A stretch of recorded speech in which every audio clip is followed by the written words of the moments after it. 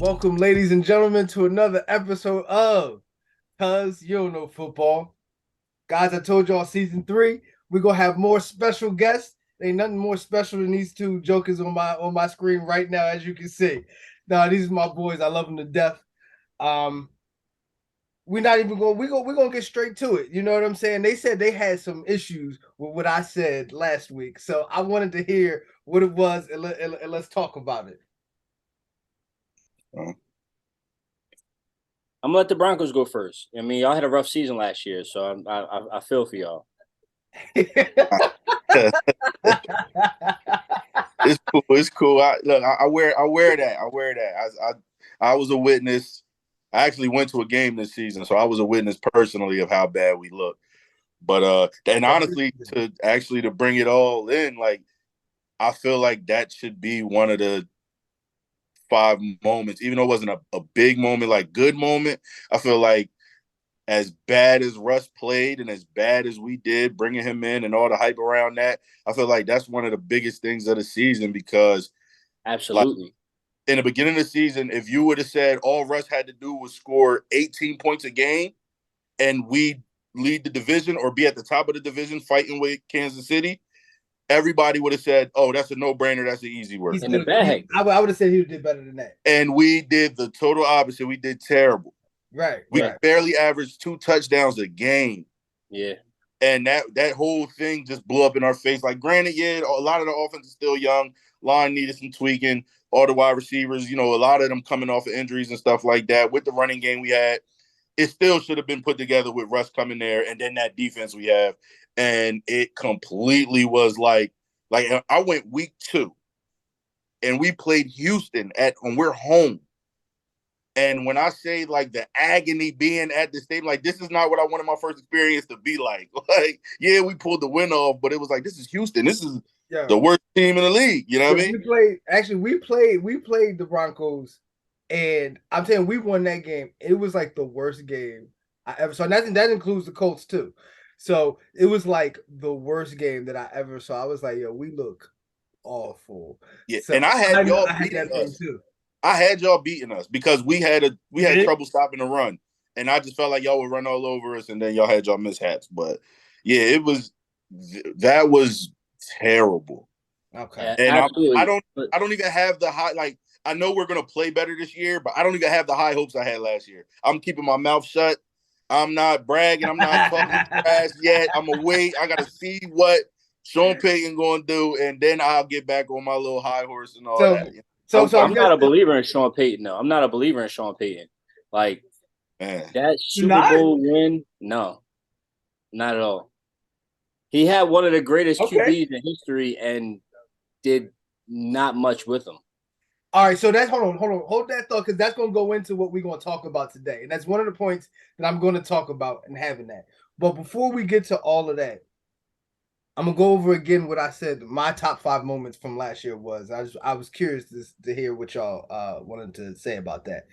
So I had at number 5, I had the Jaguars beating the Chargers, because all year, and I'll say that even right now, the Chargers are like, they're going to let you down. They're that team. Every time if I've sports bet on them, they're the team that I lose money on. No matter what, as soon as you think they're that good, that's when they're gonna let you down. So the Jaguars coming back, the Jaguars coming back made everybody forget that we lost the biggest lead in NFL history, 33-0, and we ended up losing. That's never happened. People forgot all about that because of that game.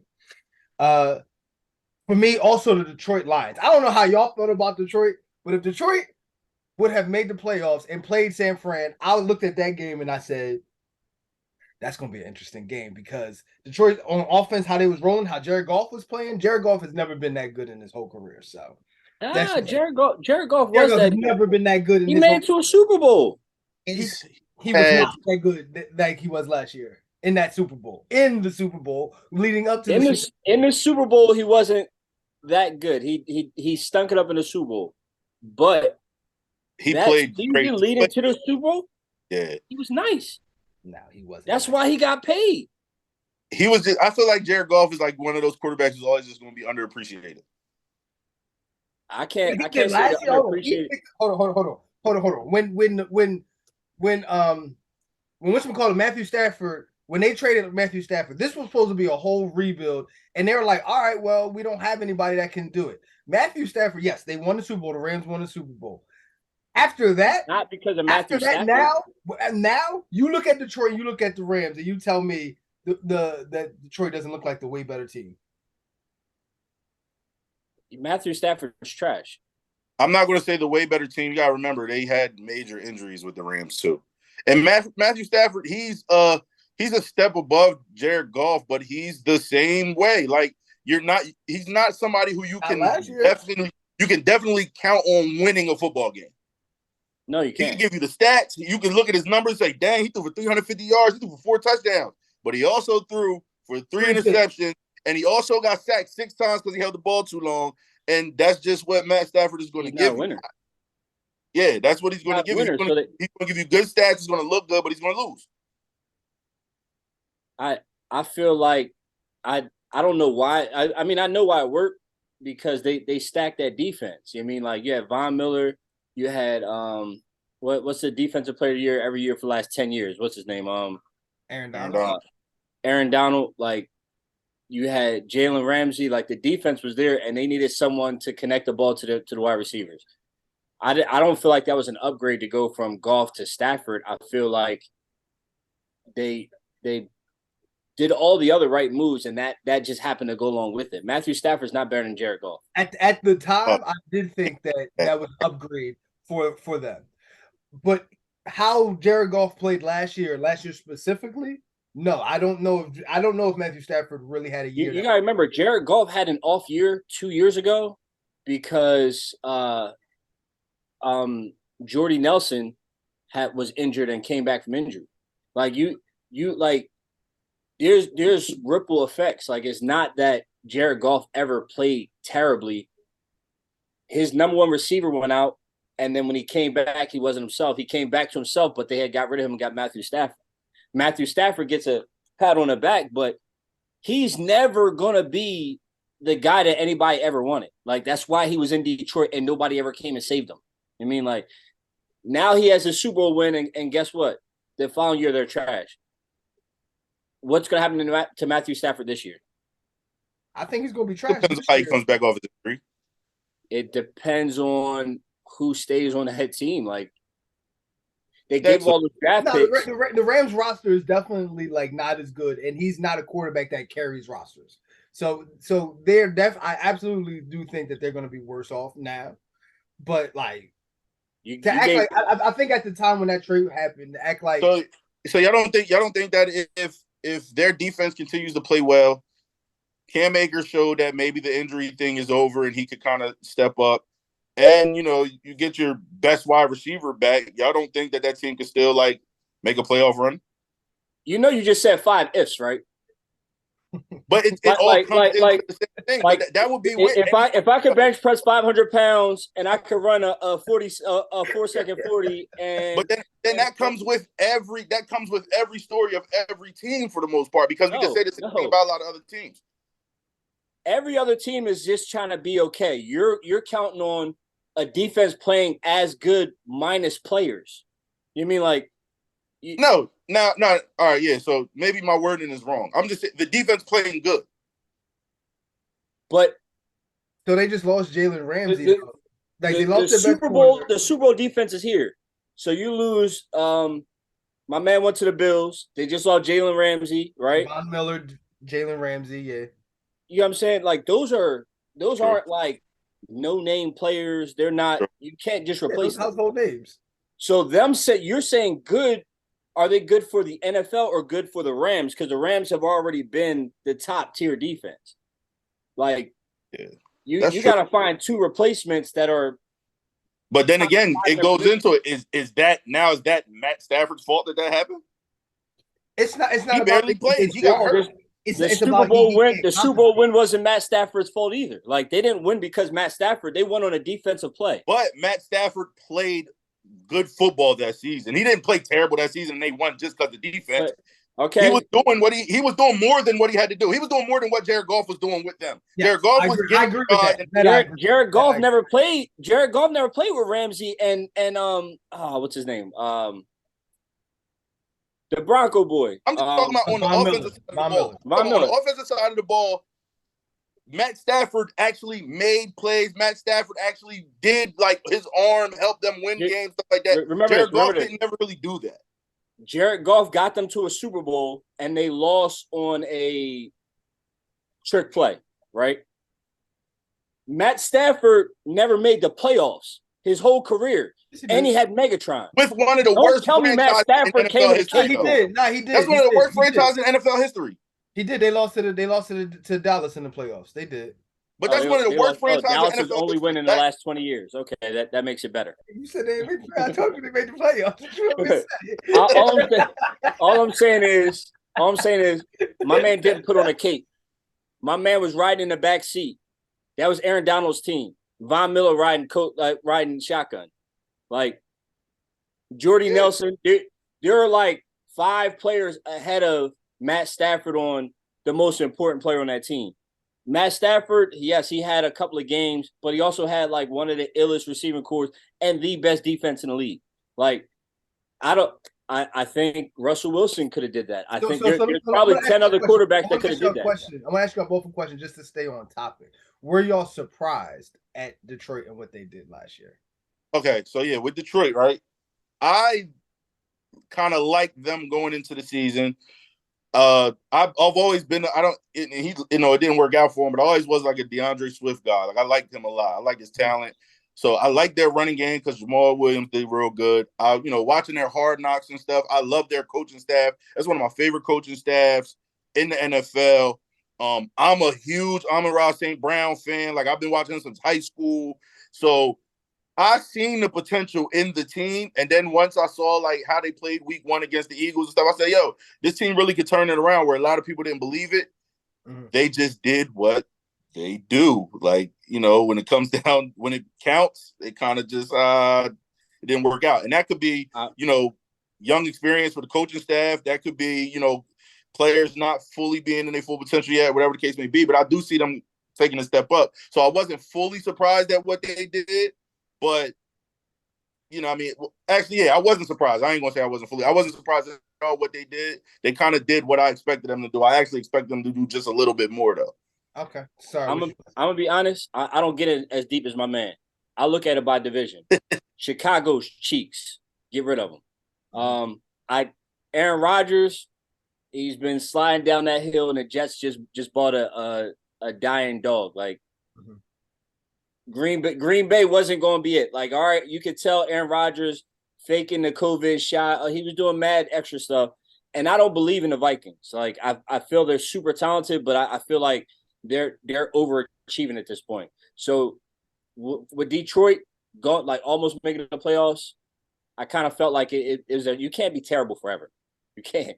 It's just the nature of randomness. Like, even a broke clock is right twice a day. Like, They had to do something at some point. Okay, I wasn't predicting them to win the Super Bowl or nothing, but they were going to be better. All right, so I'll tell you why I was so shocked with Detroit. So when I look at divisions, I always look at usually teams with the best quarterback, and then secondly the best roster. Usually those are the teams that do the best, or that they're the scariest. When I looked at that roster, going into last year, I was like, Jared Goff might be the 4th best quarterback in that division. I was wrong about that. I said he might be the 4th best. I thought he might be the 4th best quarterback in that division.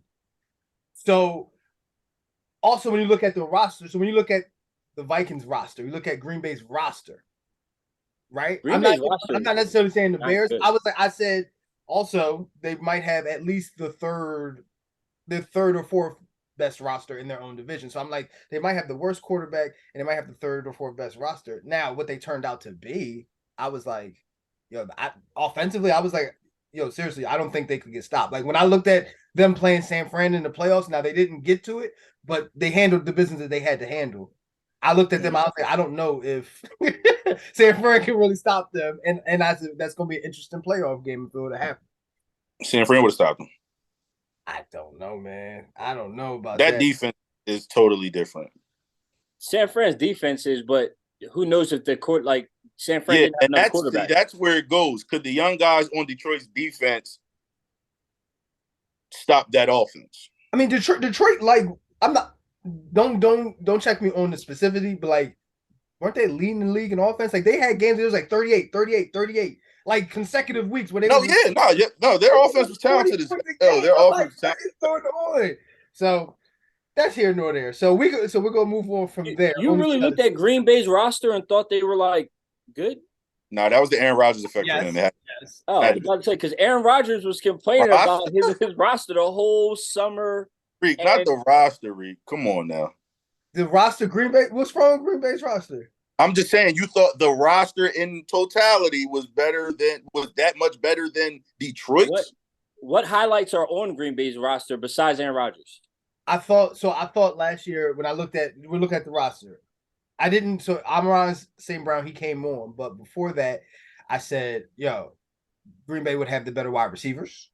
No, you thought Detroit would have had the better wide receivers. So Amon St. Brown came on, but before he came on, you were like, before the season started, Detroit got better receivers with DJ Chark, with Hawkinson, with Amon-Ra St. Brown. I'm gonna say this: when a quarterback is complaining about his receivers, I know that's going to throw off the chemistry of the team. And that was his main thing at the end of the season prior to and going into the last season was, I don't have no help. These guys can't win. He was saying that out loud. It's one thing to think it and fake the funk for the newscasters or for the reporters, but to say that out loud in interviews, I just can't see how someone will want to work with that. Like, well, that's the Aaron Rodgers thing. That's not their roster. That's an Aaron Rodgers thing. I know, but Aaron Rodgers touches the ball and has to get it to the people he just said he don't trust. So, Reek, here's my question. Switch Aaron Rodgers and Jared Goff. Do you still believe that the rosters are better? I think they would probably be in the same situations. So like, do I think that, like, you think if Aaron Rodgers went to Detroit, what receiver were you believing in? What receiver were you believing in Green Bay? Lazard.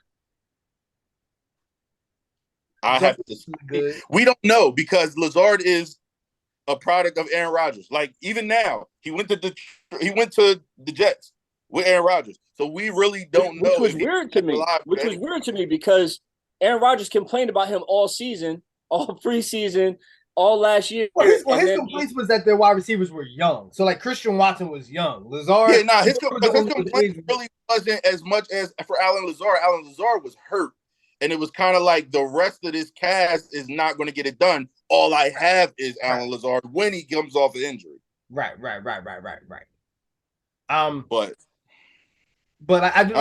So Aaron Rodgers, I don't know. Aaron Rodgers sometimes, like, I believe I'm an Aaron Rodgers, like, I believe in Aaron Rodgers, but sometimes he does shrink. So, like, that's what I said. Do I think that, like, he wouldn't have complained about something, or that, like, he wouldn't have put Detroit in the same? He probably would have did the same thing in Detroit. You know what I mean? So that's just what it is. So here nor there. Moving on. The other two things that I talked about was Tom Brady retired, and for some strange reason, am I the only one that really is like, yo, Tom Brady really finally like retired? Like, he's been playing since we were young, yeah. We were in like high school. Before in high school. No, we was like 6th grade, 7th grade. No. What year you come in? We was in high school. We was like 8th, 9th grade. Because you think he came with like 02, right? Nah, he already won a Super Bowl by 02. I think he won a Super Bowl in 01. How many years was he there before he won the Super Bowl? Because he wasn't there that long. Y'all keep talking. I'm gonna look it up. So it was like 2000, 2001? Tom Brady's 2000. Okay, so yeah, we were 7th grade? Yeah, like 6th, 7th grade. So he's been playing like our whole life, pretty much. You know what I mean? So like, I really do feel like, and don't get me wrong, because both of you know, I hate the Patriots. I've always hated the Patriots. I'm the same way. But Tom Brady absolutely was like a big part of our lives, and whether you loved him or hated him, like when he came on, like it was like that was always a draw. So, like, you know what I'm saying? So I do think it's gonna miss it. It was always my point. don't think that was that big a deal because my man drew it out. Like he's been saying at the end of like the last 3 seasons, he's going like, I don't. It's about time. I mean, like he's already done. He's done it all. Like when LeBron finally hangs it up, I'm not gonna be like, oh, LeBron James, and be like, all right, next. But you do gotta understand, like you're never gonna see that again. Like this is like just talking about LeBron. Like think about when Jordan retired. Of the player of it that it is finally like never playing again. Yes, that's I think it's definitely going to hit. I've for my whole life, like you said, he's been playing since 2000, and it's been my thing to like. I never liked the Patriots, so I kind of always was like, yeah, nah, his career is probably the greatest career we've ever seen. I just never thought he was the best quarterback. I just never thought he was the best quarterback. I 100% agree with that. That I 100%. I've never said Tom Brady was the best quarterback I've ever seen, but his career, I don't think there's a question. He's one of the most greatest career that we've ever seen. I'm called one of the biggest Tom Brady haters ever, and it's like, all right, whatever, I'll wear it, I guess. But I do respect what he's done in this league, and I mean, it's definitely going to. I don't think to me it's going to feel so different or so crazy of him not playing, but just the fact that somebody like that is hanging it up. I mean, they didn't play as long, but I was the same way when like Peyton Manning stopped. I was just saying, like, that was a big thing. He stopped on your team. Yeah, that's true. That's true. But the thing, the thing about him is, I never hated him as much as he would like. I mean, we had to play against them and all that. I never like hated him. I always say he was the best. And then he came to our team, and you were like the first person I wanted to call. I ain't gonna lie. You should have, because I was like, damn. Like honestly, that for like those 2 years, I was like, yeah, the Broncos good bread with me. Because I'm gonna be honest with you, because Peyton's over there. That was Peyton. Came and lit that thing up. I loved it. Which actually, so that actually leads to the last point that I made last week, which was, I'm finally ready to say I think I saw somebody that was better than Peyton Manning. And I know both of y'all probably like, I never would have thought you would have thought you heard me say that. Nah, I respect it because if you know football, then yeah. But to me, what Patrick Mahomes did last year, to me, that was the greatest offensive or quarterback performance for a whole year ever. Like that shouldn't have happened. What he did, what he took, and what he had winning a Super Bowl, that shouldn't have happened. As a Broncos fan, he's probably going to be the next Tom Brady for me. But I'm going to understand that he's really that great. So you don't like him. He's going to be the next quarterback I just don't like. Because he has to leave our division. I hate seeing him 2 times a year. We have not beaten him yet since he's been the starter on that team. Oh wow. I just want to say, I did not know that. We have not beaten him yet. I did not know that. I hate it. Even going into this year. So like it was like, who did they beat? The Bengals. They before that playoff game, he never beat the Bengals. Yeah. It was like it somehow it didn't matter. Even with a high ankle sprain, he's still. But you know the difference between him. You know the difference between us and the Bengals. What? He literally sees us twice a year. Yes. He doesn't see the Bengals every year. He sees us twice a year, and we haven't beat him. That's facts. So I don't about that. What was that? So what you got to say about that?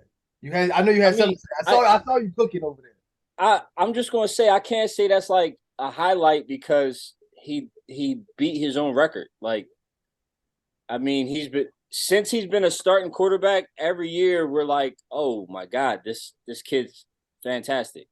Like, and that's why like some of the praises for Tom Brady. I mean, I get it because currently that's what it is, but we're already seeing someone that is that's transcendent. Like Tom Brady was a good quarterback. You sound bored with it. Like, I mean, he's breaking his own records, but he's breaking a record that he broke. So it was an all-time record. He breaks it. Then he breaks that all-time record the very next year, and it's like I'm just saying I'm not surprised. I'm not surprised because he has that ability. Like my man can throw off his back foot. My man can throw across his chest. Everything that you're not supposed to do as a quarterback, he does with ease, and he gets it 60 yards. I mean, like so, like that can't be a highlight to me because. Like if it had been somebody else, if you said it was Joe Burrow, or if you said it was my man with the Eagles or Russell Wilson, yes, because I'm not expecting that. But like at this point, there's nothing that you could tell me about this quarterback that I'm gonna be like, nah, he can't do that. You mean like I think what makes it a moment like that is because all of this stuff. See, like I understand what you're saying because you're talking pure football on the field. Right. I think media plays such a big part in a lot of this stuff, and I think that's probably why Reek's saying these are top moments in the season because in the beginning of the year it was he's not going to be as good because he's losing Tyreek Hill. He's in the third year. And they were saying he didn't really have the weapons. All he was going to have was Travis Kelce. He doesn't have that speed threat no more down the field to just toss it up to. It's going to be harder for him. Run game not the same, whatever. And then he comes and he puts up even bigger numbers than he did with Tyreek Hill. And it's like, oh, shoot. And then on top of that, goes and wins it all. So it's like, oh, shoot. Same thing with the Brady thing. Like, we're talking about the most decorated quarterback of all time finally hanging it up. I think those storylines are what make it the big moment more than just on the field. Because on the field, I feel what you're saying 100%. We know how good he is. Why is it even special at this point that he's doing what he's doing? Like if your great grandpa passed away, like he's supposed to, he old. You know what I mean? Like let's move on. Like, but you still want to have majority of the people like, no, not him. Why? That's my man. Like I'm like, yo, bro. Listen, it's a celebration. It's a celebration. But yeah, I mean, I do understand both sides of that. Like that's why I don't fully disagree with what Reek's saying and what he's calling the top moments. I just kind of feel like maybe our downfall and downward spiral was probably one of the biggest moments in the NFL this year. Yeah, and I don't think people talk about. I'm gonna tell you what you missed on your top 5, right? Talk to me. So we hit the Russell Wilson not being good. That's on your top 5? That was a shock to me because everyone says like he's a top quarterback, and now I don't feel the same way anymore. Like it's not. Yeah, exactly. Okay. Like if I found out Beyonce butt was fake, like I wouldn't. It wouldn't be the same for me. I mean, like.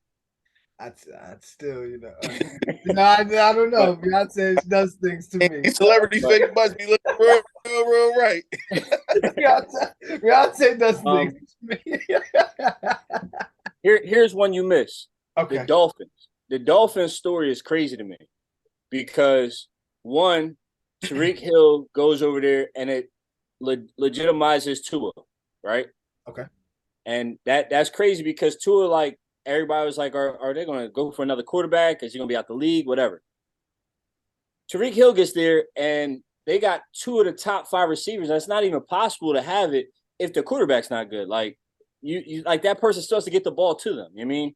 Mm-hmm. On top of that, the story gets more crazy because, like, the concussion story. Like, they almost killed that man 12 times last year. Like, if that's not a big story, that's a very important moment because my man's taking judo lessons and jiu-jitsu to try and stop concussions. Like, I ain't never heard no shit like that. So all right, but like that's like 3 different stories. Okay, so is it but it's one story. Is it the Dolphin season though? So just the Dolphin Dolphin season as a whole was a crazy story. If you're gonna go Detroit season, you can go Dolphin season. Yeah, that's a fact. So you expected the Dolphins to be good, though? No, I didn't. Oh no, I did. Yeah, you're right. You didn't expect you thought they was gonna miss the playoffs after. I've always been big on Tua too. Like I never thought like all this stuff everybody talking about Tua sorry. I never believed none of that. He just had the issue. He has the head issue that you can't really do nothing with. Coming out of Alabama, I thought Tua was good. Then he sometimes they don't live up to the hype. So I thought like Tua was going to be another Mariota or like one of those guys that like was good in college, but the NFL game's too big for him, right? But like that's like the fastest team like ever. Like all he had to do was not mess up. To look at that and be like, nah. See, but we ain't gonna do that to Tua though. We ain't gonna do that to Tua because that's not what he did. Like, see, and that's the thing with quarterbacks. I agree. The thing with quarterbacks though. Like you can tell the difference between forcing it to your one receiver to get all your stats. You can tell the difference between throwing somebody open or just throwing it to the open person. You can tell the difference between those things. Tua was really out there, like, doing it. Granted, yes, he had a fast surgical. Sure. But and Tyreek Hill put gas on it. Throwing like he was throwing dudes open. It wasn't always the same two plays all the time, just working out because everybody's fast. He was getting it done. Remember, Tyreek Hill put gas on it because he said this is the most accurate quarterback I've ever played with after playing with my homeboy. See, when y'all start bringing it over, I knew that was gas. I knew that was gas. That's when I got to start talking about that. I knew that was gas, though. See, I never got to start talking bad about Tua. Is it gas though? He did. He don't believe that. He's not. We know. We all know. We all know he's not as accurate. Now we don't know if he's not as accurate because Tyreek Hill doesn't have any problems with Patrick Mahomes. You know what I mean? Like, there's no beef. But he's supposed to say that to boost up his young quarterback that's being talked about negative in the light as he's going there. He's supposed to do that. Yes. But no, I don't think not say he's the best. I don't think Tyreek Hill thinks. Nah, you gotta kind of a lot of times, especially the wide receiver quarterback connection, you kind of gotta gas it like that. Like he's the best, even though you might not really believe he's the best, but you know he's better than what the media is saying. So just saying he's the best evens the playing field, and I think that's what he did. As the vet, he knew better. Like I'm gonna go gas my young boy up because my young boy nice, and they're gonna stop hating on him. All I know is Tua was extremely accurate, and maybe Tyreek Hill was letting us know that some of that magic that Mahomes had came from Tyreek Hill going to go get it. That's all I'm saying. But that's what makes the Mahomes story big because he proved that wasn't the case too. They both proved their point right. That's what I'm like. He lost Tyreek Hill and won the. So they should both. So I feel like I do feel like both of those stories should be up there for that fact. One more thing that you forgot. The biggest story in NFL history. That Dolphins one because I'm not sold on that Dolphins one. I'm gonna be honest with you. Damar Hamlin, like they stopped the NFL game. Like my man died on the field. Okay. Like, that messed up a lot. That messed up bets. That messed up fantasy leagues. That messed up. Nobody ever saw it. Nobody knew what to do. That stopped the NFL world for 2 days. Yes, they listen. When you get the NFL to say, "All right, we're not gonna make any money right now. We got to focus on this." That's something huge. And that was so rare to happen. Like the way they said it happened to him, like for his shoulder pad, for him to be hit and his shoulder pad hit his chest at the time, his heart beated, whatever the case may be, like all of that in one to just happen like that. That's like lightning striking. Yeah. Like he got hit at the moment where the heart beat at the certain area for that to happen. Like that's crazy. Okay, yes, I missed. So that is the biggest story of the NFL season. Yes. Okay. And my other like not so big stories, like maybe I'm a hater. I'm a Ravens fan. The Bengals being for real and the Eagles season last year, like both those things took me by surprise. The Bengals, like I like Joe Burrow and I shouldn't. You know what I mean? Like I shouldn't. I should hate this nigga. But I like him. Like game though. But to me, that just goes back to the Patrick Mahomes thing. See, so when you bring up the Eagles, to me, when you look at the Eagles, they had 4 pass rushers. They could come at you with 4 pass rushers.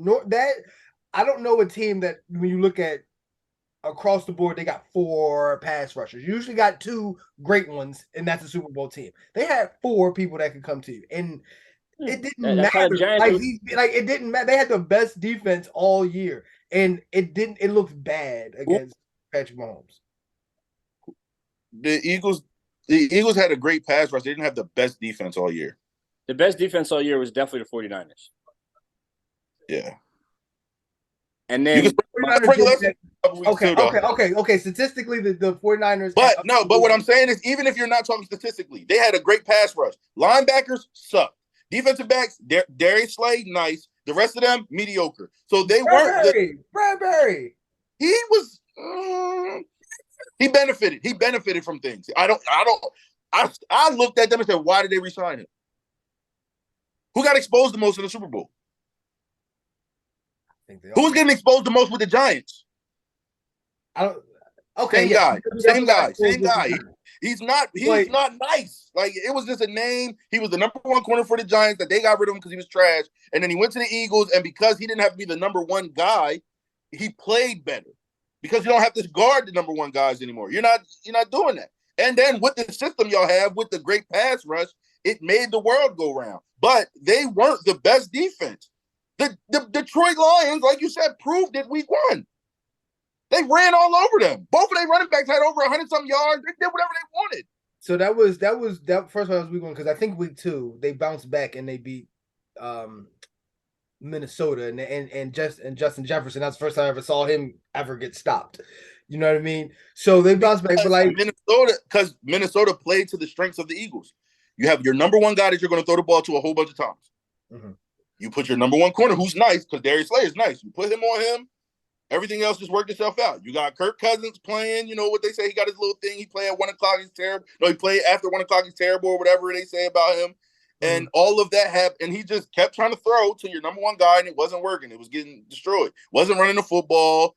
Their defense is not good, so the offense did whatever they wanted to with them, and that was that. That was that show. That's like he said, Minnesota, their team's not that good. Okay. So that's not a bounce back. I got you. All right. So that was good stuff right there. But that pretty much leads into the next topic, or a topic that I really wanted to talk to y'all about. I'm sure y'all been keeping up with the news. Lamar Jackson just got signed. And for me, that signing quarterback and what that means for your roster, to me, it depends on if you pay that quarterback or if you don't pay that quarterback, or if you should give up a quarterback top money, or when do you do it or when do you not do it. But I'm very curious to see what it is that y'all think about that. And I'll let you start, JB.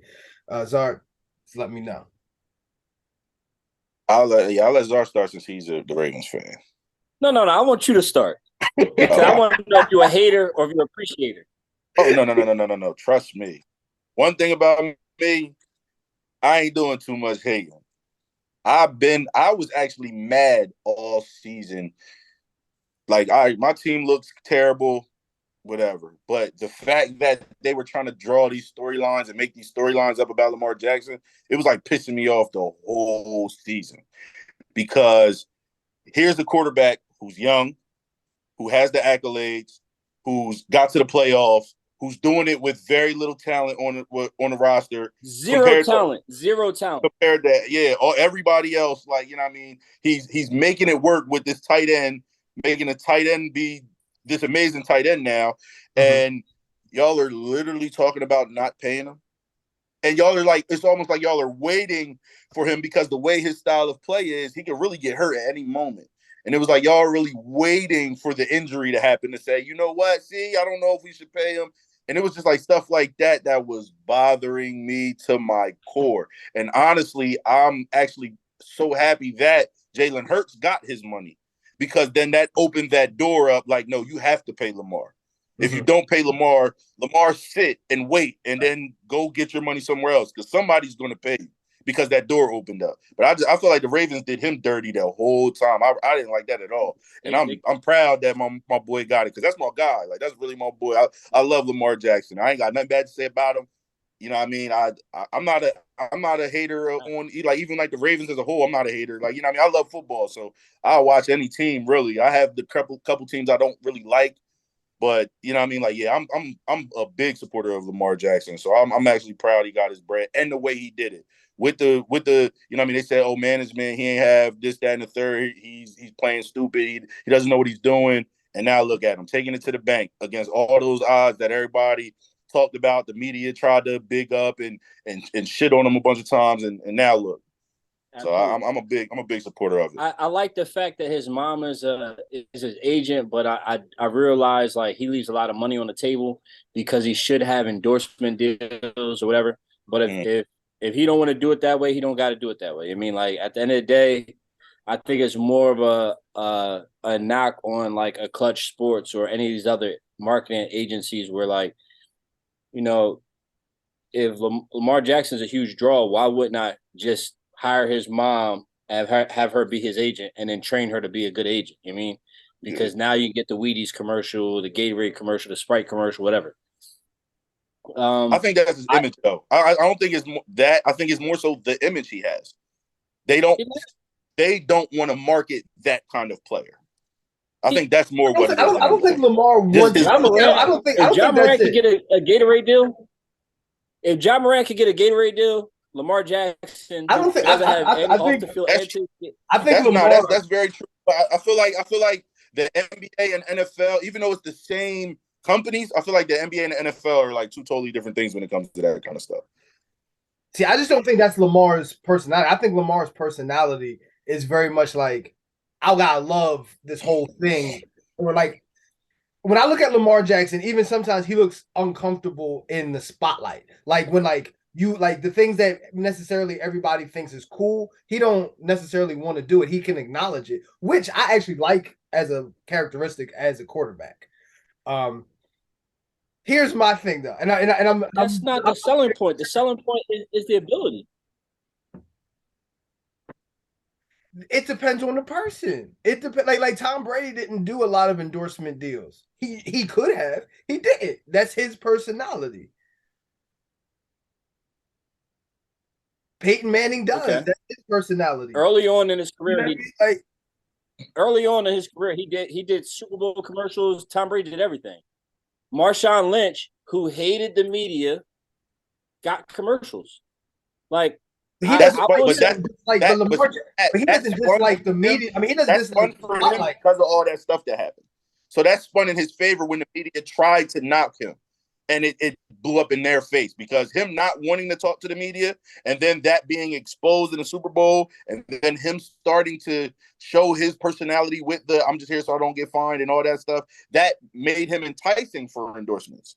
Yeah, so I think that Marshawn is an outgoing person, where Lamar Jackson doesn't really show that part of him too much. Yeah, but I personally feel like it's just that Lamar Jackson at that position is different. Like they don't want that kind of quarterback being endorsed. The NFL doesn't. I feel like it's that. I just feel like they hate on him a lot. I mean, I can see that, but at the end of the day, like, I mean, maybe that's exactly 100% it, and they're using the excuse of him not being managed by. I mean, but like even when you listen to LeBron James's boy with the Clutch Sports, like where will Lamar Jackson's mom get the numbers to make those meetings to get an endorsement deal, whereas he already has those relationships? You know what I'm saying? Like, yeah. I mean, maybe I'm too naive and I'm thinking, well, it's his fault for not having someone who's connected. But you know, if Coca-Cola can find a YouTuber, then they can find his mom's number, right? So, exactly. So you know, I stand corrected. I think you're more correct than me. Yeah, my man getting paid, like I don't. I mean, obviously, the way Baltimore handled it was either pay him or try and get a king's ransom for it. But they did it the wrong way to try and get anything for him because they tried to kind of expose him in the media the wrong way, like like Chip Kelly did with Deshaun Jackson a few years ago, where he, instead of trying to sell the player when his value's high, he kicked his back in and now couldn't get nothing for him, so he had to release him. I mean, yep. Like Lamar Jackson, there's only obviously Patrick Mahomes and Tom Brady are the only quarterbacks I could say, and I don't even know if Patrick Mahomes could do what Lamar does without any receivers, because Juju Smith-Schuster is still better than any receiver we've ever had. You mean like, Travis Kelce is still better than Mark Andrews. You mean like, Travis Kelce is better than any receiver we've ever had. You mean like, at the end of the day, like I'm a believer in Patrick Mahomes, but just like Patrick Mahomes breaks all these records, you know, and he has a great offensive line and he's had great receivers, and Juju Smith-Schuster isn't the same caliber as a Tyreek Hill, but he's still way better than our entire receiving core combined. You know what I mean? Like, okay, I like where y'all are coming from this. I want to come from a different angle. I want to come this from a different angle. Don't come from a like. Don't come from Uncle Thomas. Don't come from an Uncle Thomas. Listen, I don't give a damn how you feel about what I'm about to say. I'm saying it. So, if they couldn't get it together, but he was getting paid on a rookie contract, when you give him a top flight money, that $40 million a year, that puts a strap on the whole roster. Now the ability to get those players actually shrunk. Now, here's the point that I'm making. I think I would say 80% of quarterbacks, because 80% of them get a top contract, and I think 80% of that 80% should not get a top contract. And I think if you can look at situations time and time again, and unless you're going to make the argument that the culture and that player is the culture, if that's the argument you want to make, I agree with that. But I do think giving your quarterback $40 million and he can't, and if he can't pick up a roster that's not that good, then you put yourself in a situation where you're keeping your culture, but you're cashing yourself out of a Super Bowl. And what's the bigger point? For instance, like the Cowboys with Dak Prescott. Dak Prescott is a very good quarterback. He's not a great quarterback. He's not a quarterback that is going to be able to pick up the pieces or what's wrong with that roster and still do something with it. The fact of the matter is, now the Cowboys can't get what Dak needs for him to win a Super Bowl, and I think that will absolutely positively cost the Cowboys at least one Super Bowl because they're never going to have the players necessary to do I don't think that's the truth, though. I feel like if they stop trying to completely put the ball in Dak's hands, they can win something. Yeah, but they paid him $40 million. Dak was at his best when he didn't have to throw the ball. But Dak was at his best when they didn't make him throw the ball 50 times a game. And when was that? When he first got there. Like then they decided to put the ball in his hands so they can say he was worth some money. We're going to build the team around him. We're going to do this for him, and we're going to make him do everything. And that's not the kind of quarterback. Right. So that's organization's quarterback to build the team around. Same thing Baltimore. Baltimore didn't not go get Lamar help because they didn't have money. So why did they do it? They just sat on their hands and let stuff go by. So why would they be better at it? I'm gonna agree with that. Why would they be better at it now after they paid him? With less money. Money was never the issue. So had this much money or get somebody new in there that's going to do it. They're acting like they don't want to do it. What I'm saying is with giving a fat bastard excuse. What happened? You're giving the excuse of fat bastard from The Spy Who Shagged Me. Look, you eat because you're unhappy because you eat. They had the money. They didn't get him help. So as a quarterback, if you're not going to spend the money on getting me weapons, then give me my money. Give me the money that I deserve because I'm running this offense 80%. I agree. Tom Brady took a pay cut when they gave him the tools that was necessary. Tom Brady made just what everybody else made. He made the market. Then they went out and got Tom Brady. That's not a fair situation. To bring up Tom Brady, that's not fair. He had a wife that made $300 million a year. So I'm talking about pre-yourself. Everybody can't make that decision. But what I'm saying, the point that I'm making is you have to create the room to get these players in. And what I'm saying is once you pay your quarterback, you can't. And anytime when you look at quarterbacks that are winning Super Bowls, hold on, listen. No, your argument's flawed. Your argument's flawed. He got $5 million a year and they didn't get him help. So why should he keep taking shorts? I didn't say he shouldn't. I'm not saying he should take shorts. I'm saying once you pay your quarterback, your window for winning a Super Bowl right then, it goes down. And most of the time, when you look at a quarterback and they win Super Bowls, they win it on a rookie contract or after they make all of their money. So what I'm saying is once you pay your quarterback all that money, now you've closed your window, except for when Patrick Mahomes somehow does it, which is exactly why I said everything about it. You're kind of the window to win. So you know what you do. You find players that fit your system better, but you don't just not get help. You draft better. You find people. If you don't have to get a top dollar wide receiver, but get a wide receiver that's going to be better than the trash you got sitting there. What are you crazy? Huh? Tom Brady made $40 million, and he still won a Super Bowl with top receivers. What he go do? He went got the guys at the end of their career. I don't think he got paid $40 million when he won. He got like $36 million. And the market was different, so that's about the same thing. Y'all can keep talking. I know how to look that up. But that's the thing. But that's my thing. Like my thing is, it's not this thing where it's like we have a whole bunch of money. Let's pay all these players to no. If you're not going to pay the top dollar to get the top wide receivers when they come into free agency and stuff like that, and you're not going to go and make those trades to get the big time wide receivers that won out from other teams that you could have gone and got. They could have gone and got all of those receivers. They just didn't want to. They didn't need to because yeah. And then now he's sitting there and he's still making it to the playoffs, still playing his heart out, still doing what he's doing. And it's like, oh, no, we're going to wait till his ankle gets hurt and we're going to say he's not really worth the money.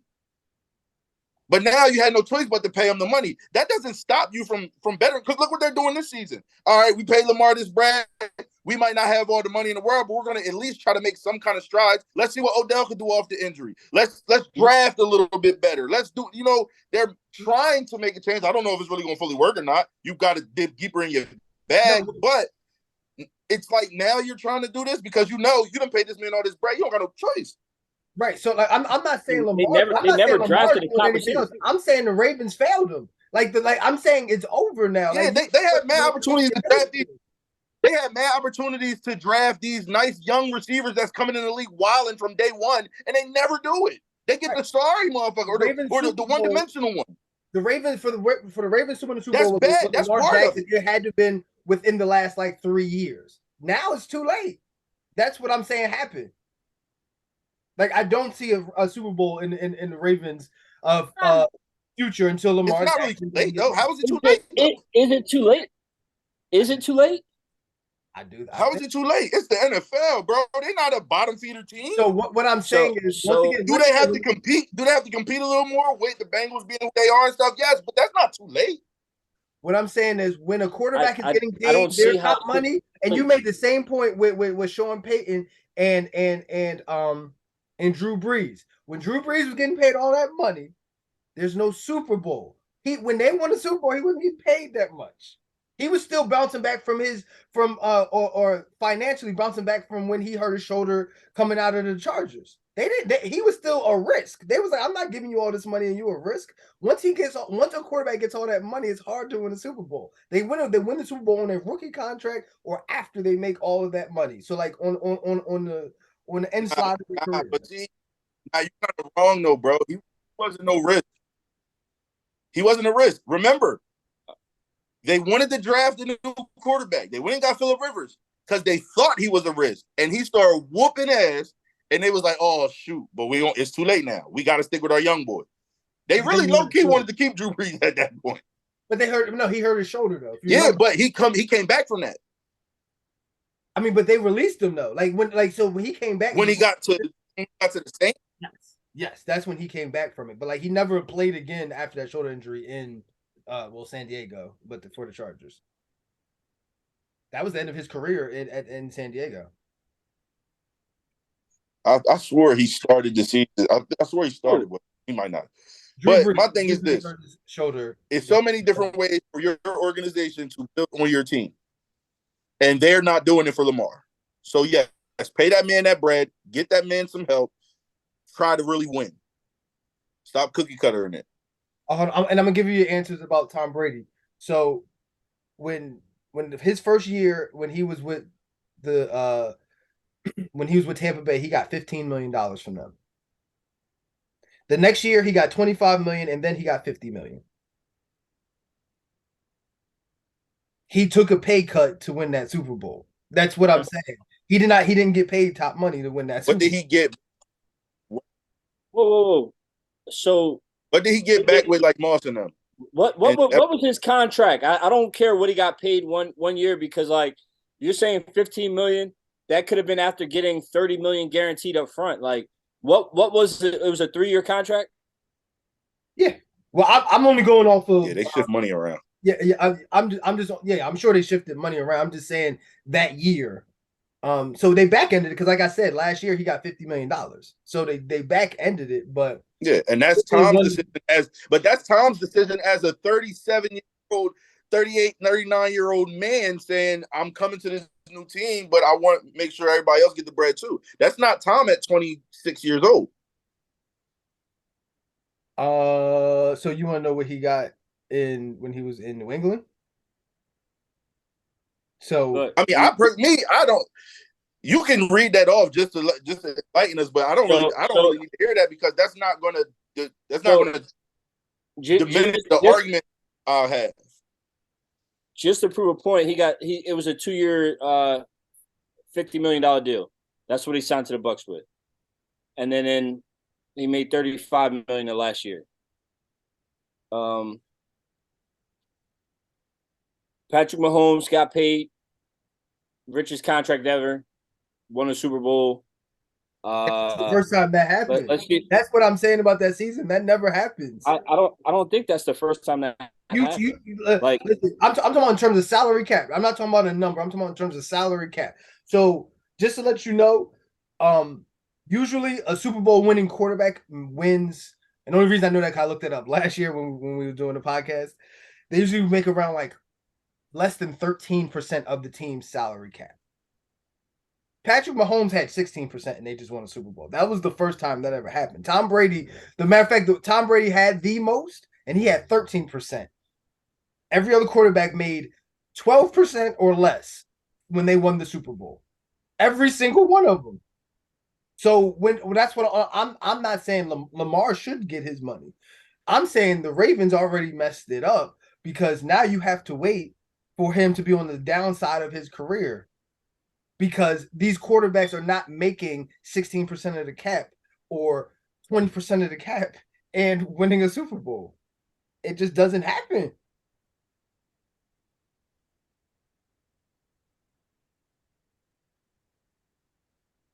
Get the man some help.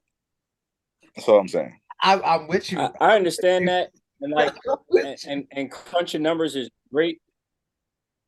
I understand that, and crunch numbers is great, but like you don't have a choice because that's the market. Like if I want to go out and get snow crabs, I can't talk about like the price of snow crabs 5 years ago. Like if I want to go out and get a car, I can't talk about the price of a car 5 years ago. If you need a quarterback, you got to pay the quarterback what the market is. And if they wanted to be smart, then they should have paid him more when he won the MVP.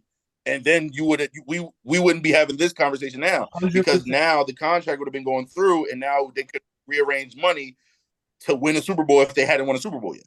So once again, I'm saying it's just poor organization. Lamar Jackson, he balled out. He got an MVP. He balled out. He been to the playoffs. He balled out. He didn't have a lot of help. He balled out. It's not his fault. But what I'm saying is, when you pay that quarterback all that money, you might be cashing yourself out of the Super Bowl. I feel like what you're saying is like a coincidence that happens, but it's not a true statement.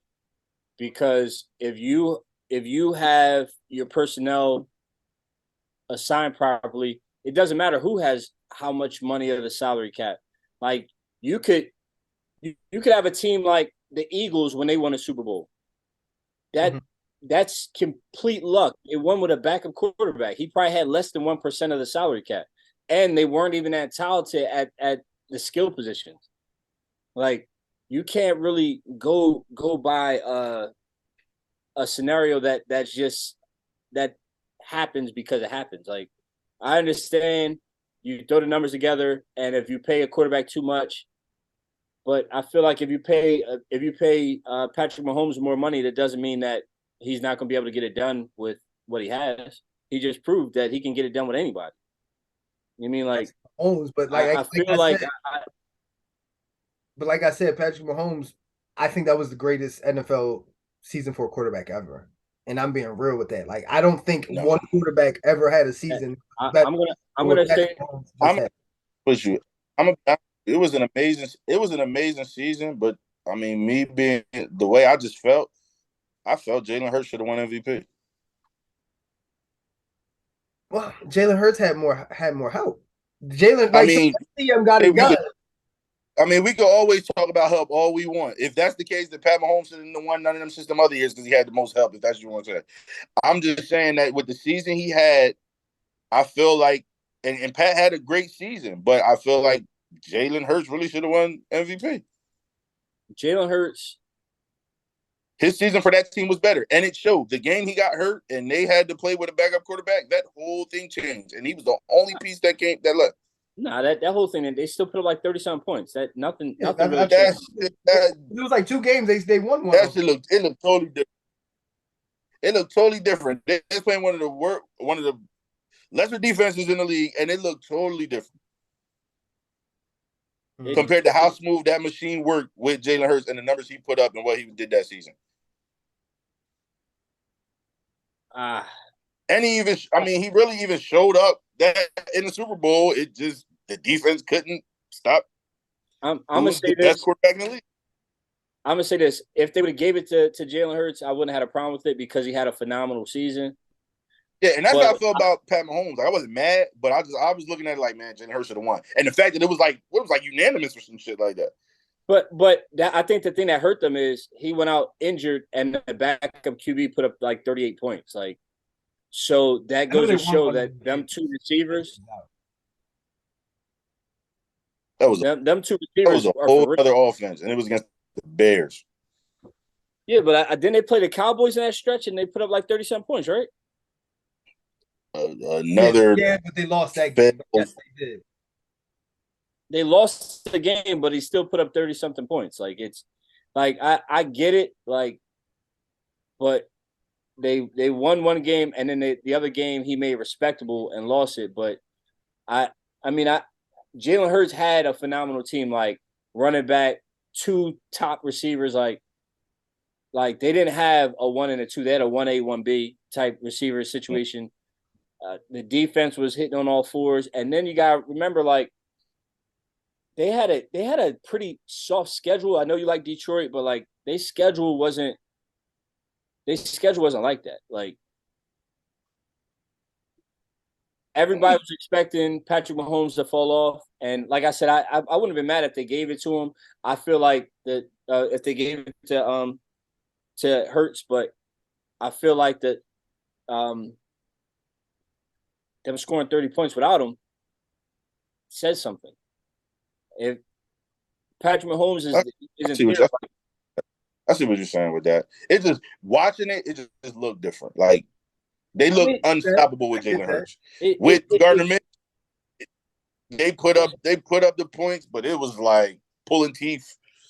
Had to, because the defense wasn't working out the same. Had to pick up for Gardner Minshew's mishaps and mistakes, which you have to do. Ran the ball more. Did a lot of those things. Like, you change your offense around to do it. And because you have all those weapons, it still kind of worked out in his favor. But I get what y'all saying, though, the fact that they still were putting up points without him there. But yeah, I don't know. I'm just ain't no way that this should stop Baltimore for trying to make a push for a Super Bowl run with Lamar Jackson, as young as he is, talented as he is. It's not that they should. If anything, this might make. Go ahead.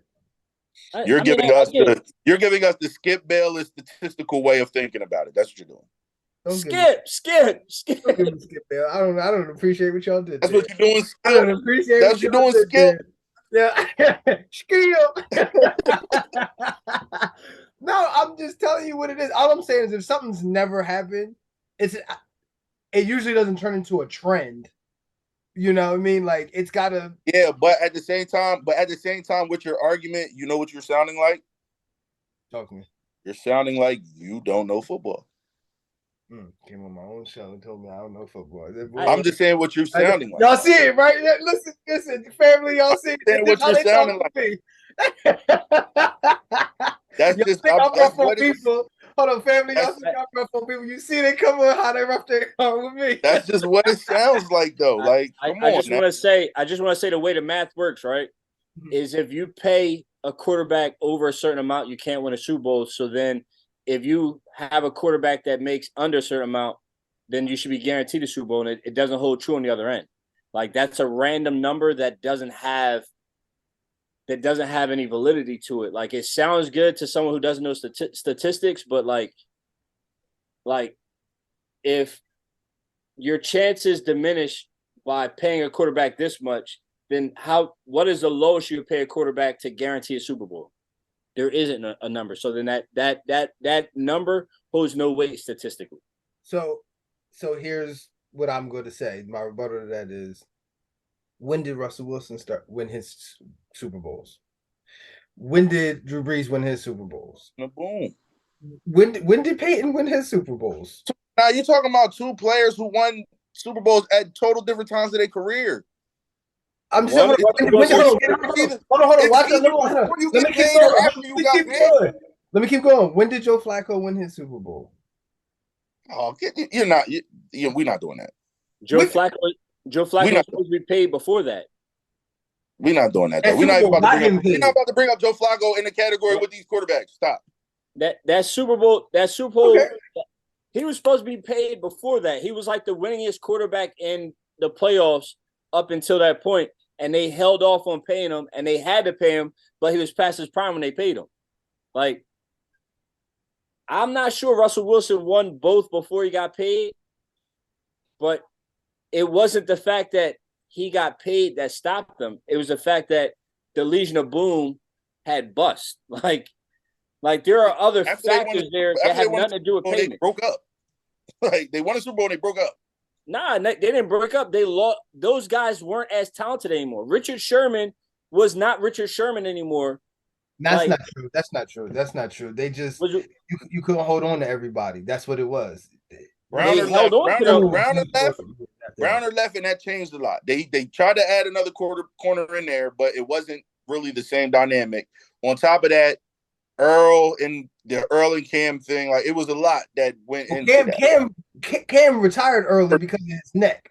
You know what I mean? So that still has that messed up the chemistry of those safeties because Cam held underneath, Earl went over top. Now Earl got to kind of play both because he don't got the Cam there no more, and it changed things. On top of not having 6'4" Brandon Browner on the other end of Richard Sherman, like okay.